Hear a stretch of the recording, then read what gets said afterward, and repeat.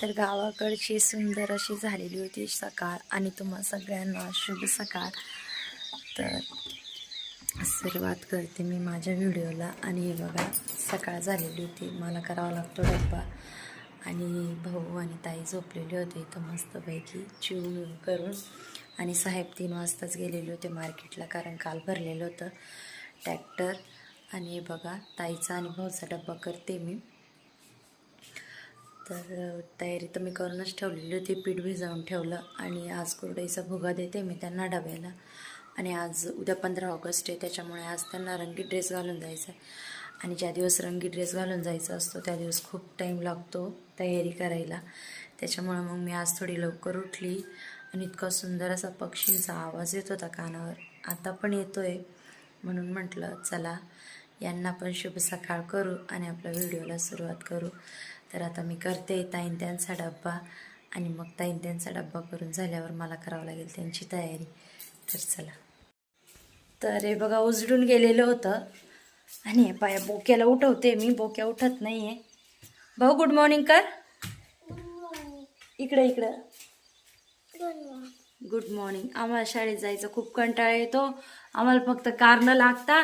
आता आमच्याकडे कारण हे आहे की माझ्याकडे जीन्सची पॅन्ट घालायला नाही आहे, तर मी आजच्या दिवस शाळेत जात नाही, कारण आज रंगीत ड्रेस घालून जायचे, बरोबर ना भाऊ? तर आम्हाला पाहिजे होती जीन्सची पॅन्ट, तुमच्याकडे असेल तर एखादी जीन्सची पॅन्ट पाठवून द्या, म्हणजे हा लवकर तयारी करून शाळेत जाईल, आहे ना भाऊ? आम्हाला फक्त कारणं पाहिजे राहता शाळेतनं जायला, अभ्यास नाही करायला, आणि जास्त मोठे कारणं लागतं फक्त गाड्या घ्यायला, बाजारात जायला। तर मुलांची तयारी करून मुलं गेली होती शाळेत आणि मी स्वतःसाठी केलेला होता चहा आणि घेत होती मस्त मी चहा। 10 मिनटं म्हटलं रिलॅक्स करू आणि मग मला बाहेरही भरपूर कामं आवरायची होती, जसं की बैलांचं। आज साहेब पण नाही आहे तर त्याच्यामुळे मला आवरावं लागणार आहे, म्हणून म्हटलं पहिले थोडं 10 मिनटं रेस्ट करू आणि मग बैलांचं आवरू, चारा पाणी।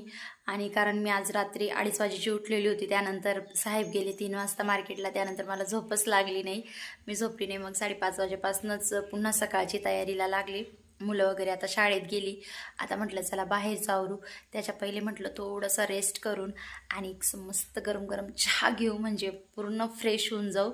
आणि मग चला मी आता आवरते आणि मग तुम्हाला भेटते नंतर। तर बैलांचं शेण पाणी आवरून मी लागलेली होती बाहेरच्या कामाला आणि अंगणही खूप घाण झालेलं होतं, कारण काल कांद्याचं ट्रॅक्टर भरलेलं होतं, कांद्याची घाण होती आणि झाडांच्या पानांची पण। तर सर्वात पहिले मी घेतलं अंगण वगैरे स्वच्छ करून, कारण रस्त्यावरच असल्यामुळे कोणी आलं की अंगणाकडे लक्ष जातं, मग त्यामुळे अंगण पहिले मी स्वच्छ करून घेतलं।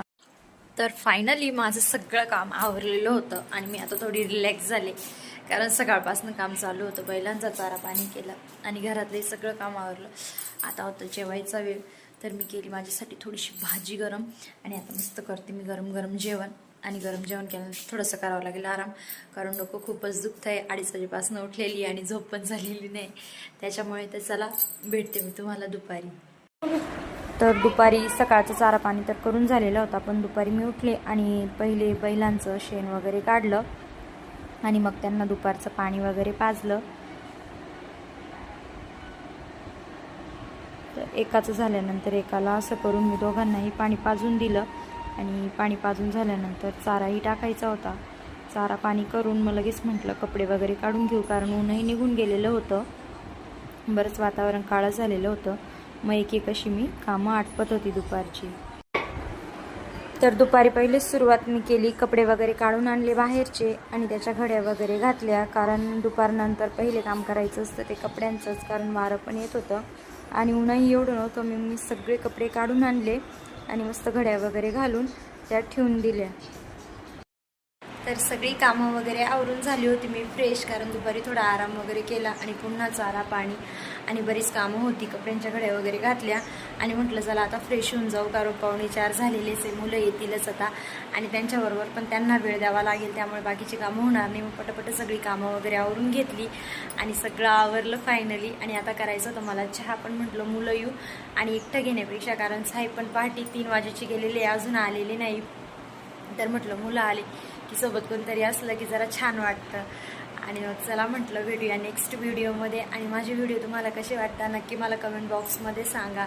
आणि अशीच नवनवीन व्हिडिओ बघण्यासाठी नक्की माझ्या चॅनलला सबस्क्राईब करा. व्हिडिओ पूर्ण बघितल्याबद्दल धन्यवाद.